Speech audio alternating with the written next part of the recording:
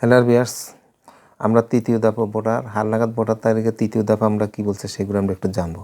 নির্বাচন কমিশন তথ্য সংগ্রহকারীগণ কর্তৃক বাড়ি বাড়ি গমনপূর্বক ভোটার করার লক্ষ্যে সম্ভাব্য ব্যক্তিদের তথ্য সংগ্রহ শুরুর মাধ্যমে অষ্টমবার, অর্থাৎ এবছর অষ্টমবারের মতো ছবি সংখ্যক ভোটারের কথায় বলা হচ্ছে, অষ্টমবার ভোটার তালিকা হালনাগাদ করার সিদ্ধান্ত গ্রহণ করেছে। এক্ষেত্রে একযোগে সারা দেশ অর্থাৎ সারা বাংলাদেশে একযোগে চালু হচ্ছে। সকল উপজেলা থানা তথ্য সংগ্রহ না করে যখন যে উপজেলা থানা নিবন্ধন শুরু হবে তার পূর্বে সেই উপজেলা থানা তথ্য সংগ্রহ করা হবে এবং জেলাভিত্তিক টিম ও অপারেটর সংখ্যা অনুযায়ী উপজেলা থানাসমূহ বিভিন্ন পর্যায়ে ভাগ করে সংগৃহীত তথ্যাদি নিবন্ধন কেন্দ্রে কম্পিউটারে ডাটা এন্ট্রি কাজ সম্পূর্ণ করা হবে।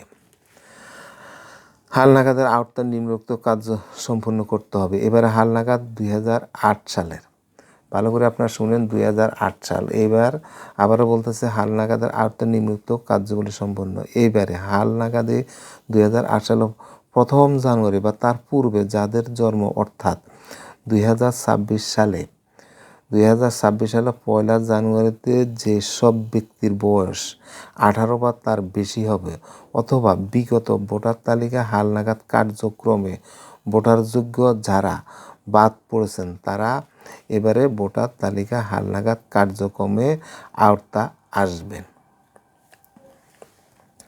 আরেকটু আমরা একটু জেনে নিই। বর্তমানে প্রচলিত ছবিসহ ভোটার তালিকায় যেসব ব্যক্তি মৃত্যুবরণ করেছেন তাদের নাম কর্তনের জন্য ফরম 12 পূরণ করা। নেক্সটটা দেখি, ভোটার এলাকা থেকে অন্য ভোটার এলাকা।